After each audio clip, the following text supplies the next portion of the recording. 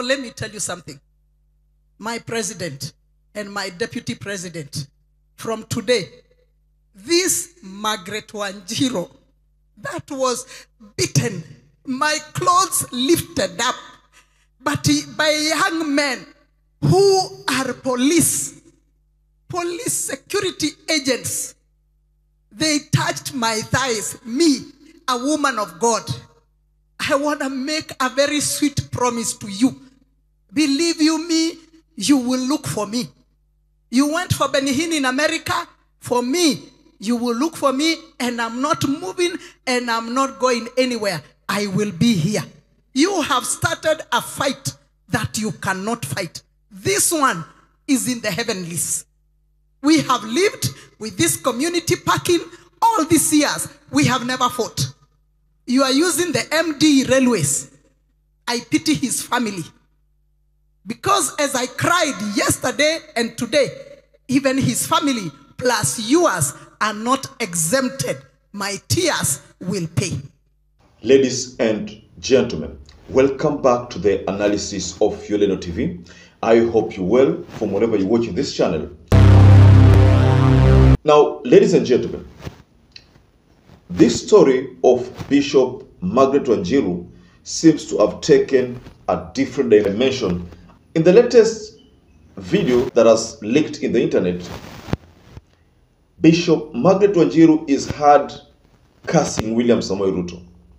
From the words in this video that I'm about to share with you, Bishop Margaret Wanjiru is threatening, cursing the first and the second family over what happened to her during the day of demolition. If you look at or observe Margaret Wanjiru's body language well, then you will realize that she was weeping in the middle of producing that message or sending that message. So in this video, ladies and gentlemen, I want us to go through that video of a press conference by Bishop Margaret Wanjiru. But before you do that, please let me encourage you to please support this channel by subscribing and liking this video so that YouTube can share this video to other people who are not part of our audience. Those who've supported our channel before, thank you so much for giving this channel an opportunity to grow. So just take a moment and listen to what Margaret Wanjiru unleashed as a message to William Ruto and Rigathi Gachagua. So watch this video. Yes, agencies, those are security agencies. They have an office behind us here. And they came and started demolishing the wall from the outside for our parking, our community parking. When I was on my way out of the office and I had some commotion at the back, I went to see what is happening. And I couldn't believe what happened. I was roughed up, given a thorough beating, phones taken away. I was with Pastor Major, camera confiscated and taken away. And so I started making calls to look for help. And so as I was making those calls, I happened to go out. And I went to some office around the corner. I did not get much help. So I came back. On my way back, there was a car that was just stopping in front of the church. And those vehicles, we know them very well.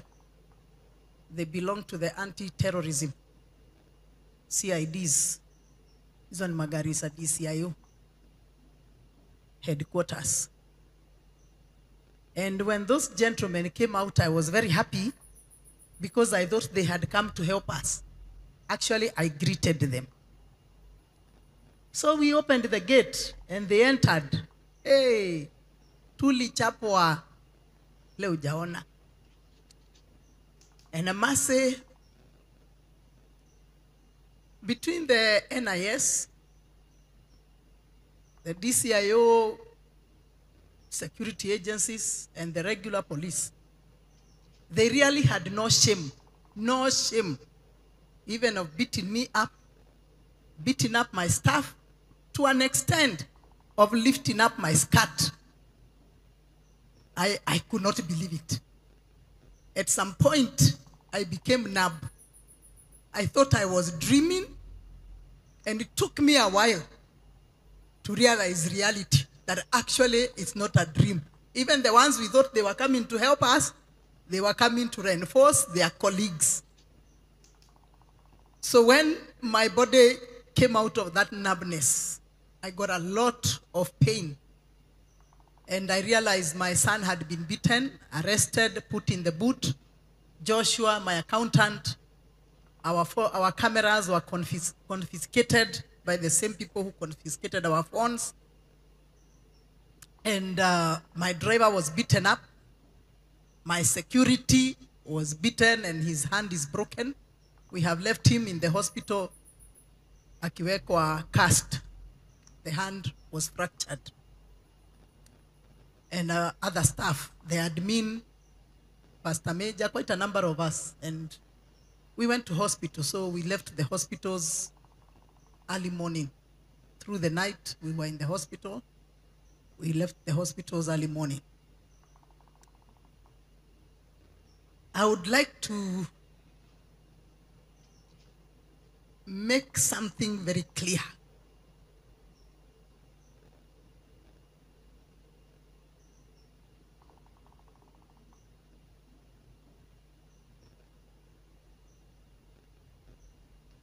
We, the Jesus is Alive Ministries, we have never grabbed anybody's land.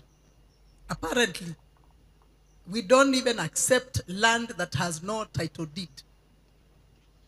The sanctity of a title deed document is so important that that is the document that gives you right of a property. We bought these properties many years ago, and they are our properties. Along this lane called Weruga Lane, there is no a single property that belongs to railways, not even one. These properties belong to investors like ourselves, to other people. We are like about, I think, 4 or 5 investors. And to my right hand, you will find Kahawa House, not railways. So what are we dealing with here? We are dealing with land grabbers that have been supported from very high powers that they have become untouchable. Very high powers that as they are there, they can tell you, you are fighting government and you should stop fighting government. So I want to say to our government and to His Excellency, our President, William Ruto, and to our Deputy President, Rigathi Gachagua, we loved you, we voted for you, we supported you, you have rewarded us with broken legs, broken arms, hurting bodies. You truly, truly, truly have rewarded us with evil. A week ago, we shared the pulpit in Nyayo Stadium, repenting as the body of Christ because of sins that were committed to our very dear friend, good minister, and a father in the gospel, Benny Hinn. We did very well. But behold, after Benny Hinn forgave, or whoever else forgave us, is this the revival we were expecting? Land grabbing by government officials in front of the eyes of government? How many screams does Bishop Margaret Wanjiru has to make for any one of you to respond and rescue us? Is this how you reward our work and our hard labor for this government? Why did we bring in Benny Hinn? And I was part of the organizing team. We brought him in because we felt that forgiveness. We remove the cloud of darkness and remove the curse that have been hovering around this country. Now let me tell you something. My president and my deputy president, from today, this Margaret Wanjiru that was beaten, my clothes lifted up, but by young men who are police security agents. They touched my thighs, me, a woman of God. I want to make a very sweet promise to you. Believe you me, you will look for me.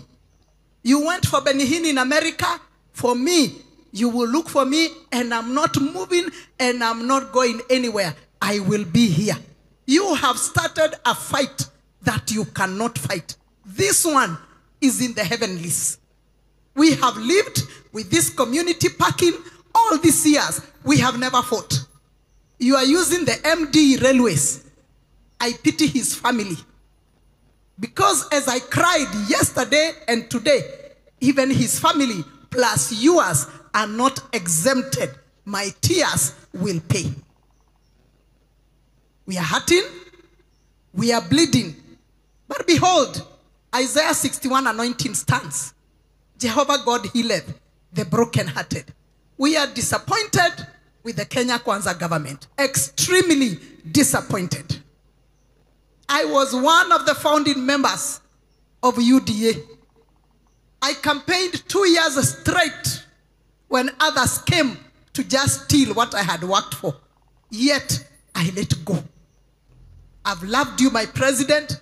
I've loved you, my deputy president. I've loved your family. When you call, I obey, I answer. I've never disrespected or disregarded you. I've always loved you, prayed for you, and blessed you. But behold, from this day, take it from this altar, tables are turning. Thank you. Yes, very well. When Wanjiru, the bishop, was giving that statement, she, in the middle of the statement, mentioned Benny Hinn.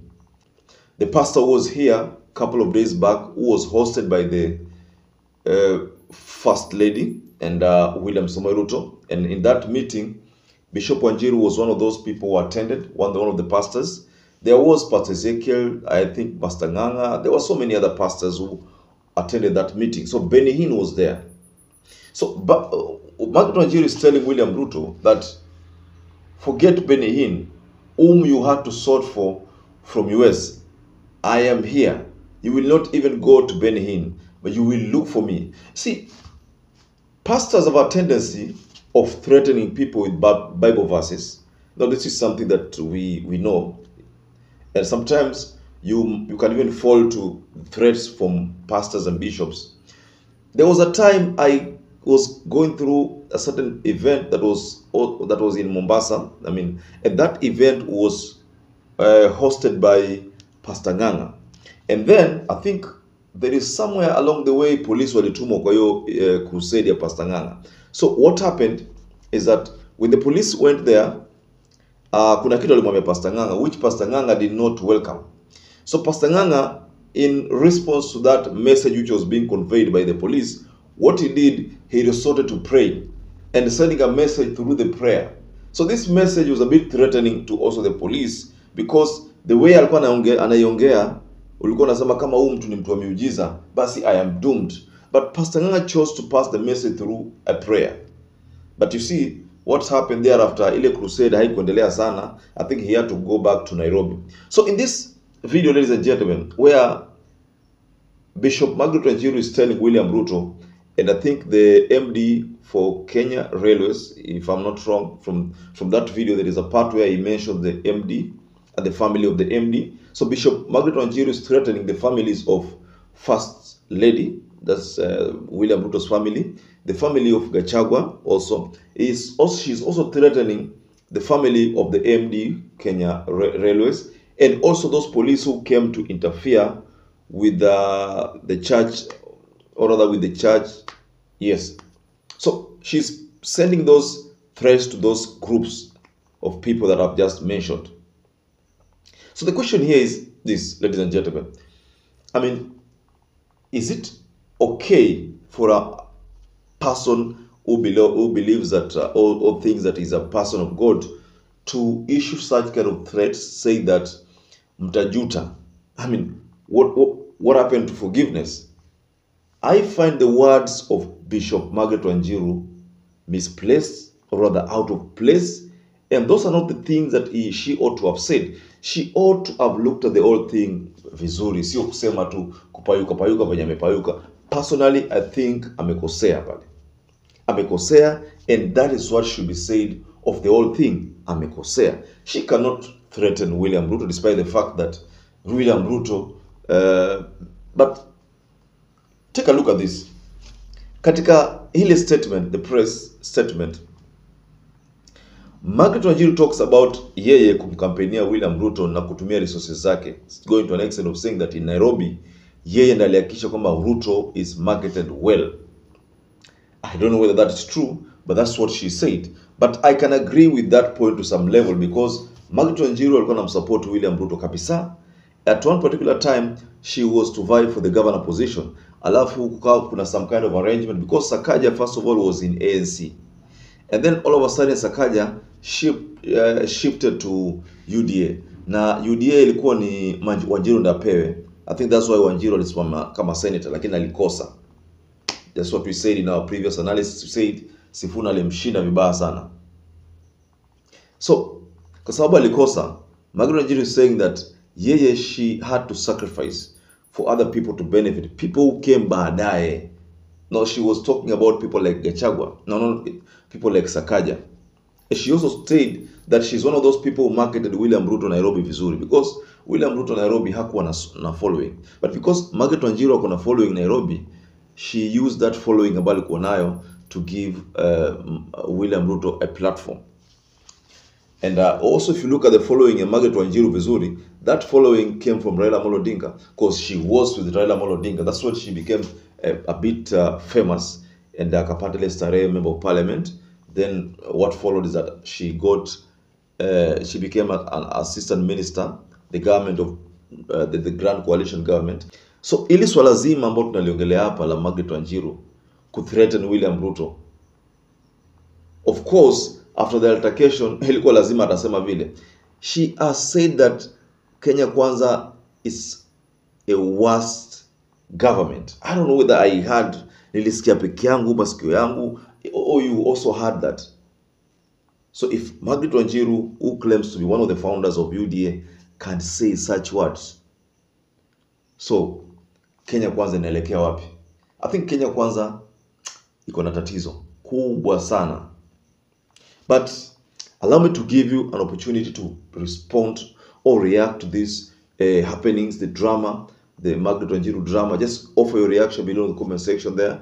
What do you think about this threat from Wanjiru to the president, to the deputy president, to the MD Kenya Railway, to the police who went there to probably enforce the demolition?